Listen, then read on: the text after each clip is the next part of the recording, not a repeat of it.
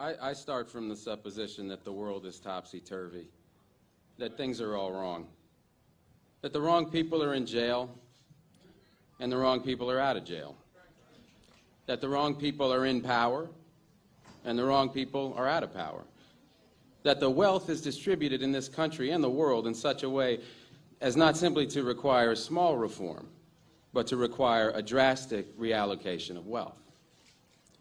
I start from the supposition that we don't have to say too much about this because all we have to do is think about the state of the world today and realize that things are all upside down. Now, if you don't think, if you just listen to TV and read scholarly things, you actually begin to think that things are not so bad, or that just little things are wrong. But you have to get a little detached and then come back and look at the world, and you are horrified. So we have to start from that supposition that things are really topsy-turvy. And our topic is topsy-turvy, civil disobedience. Now, as soon as you say the topic is civil disobedience, you're saying our problem is civil disobedience. That is not our problem. Our problem is civil obedience.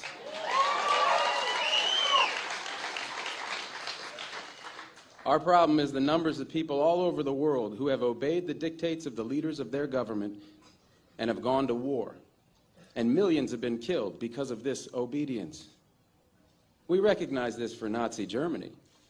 We know that the problem there was obedience, that the people obeyed Hitler. People obeyed. That was wrong. They should have challenged, and they should have resisted. And if we were only there, we would have showed them. Even in Stalin's Russia, we can understand that. People are obedient. All these herd-like people. Remember those bad old days when people were exploited by feudalism? Everything was terrible in the Middle Ages. But now we have Western civilization, the rule of law. The rule of law has regularized and maximized the injustice that existed before the rule of law. That is what the rule of law has done. When in all the nations of the world, the rule of law is the darling of the leaders and the plague of the people, we ought to begin to recognize this. We have to transcend these national boundaries in our thinking. Nixon and Brezhnev have much more in common with one another than we have with Nixon. J. Edgar Hoover has far more in common with the head of the Soviet secret police than he has with us. It's the international dedication to law and order that binds the leaders of all countries in a comradely bond. That's why we're always so surprised when they get together.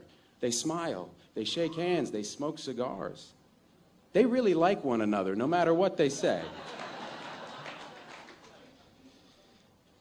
What we are trying to do, I assume, is really to get back to the principles and aims and spirit of the Declaration of Independence.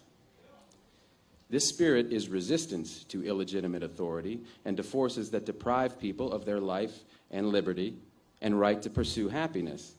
And therefore, under these conditions, it urges the right to alter or abolish their current form of government, and the stress had been on abolish. But to establish the principles of the Declaration of Independence, we're going to need to go outside the law, to stop obeying the laws that demand killing or that allocate wealth the way it's been done, or that put people in jail for petty technical offenses and keep other people out of jail for enormous crimes.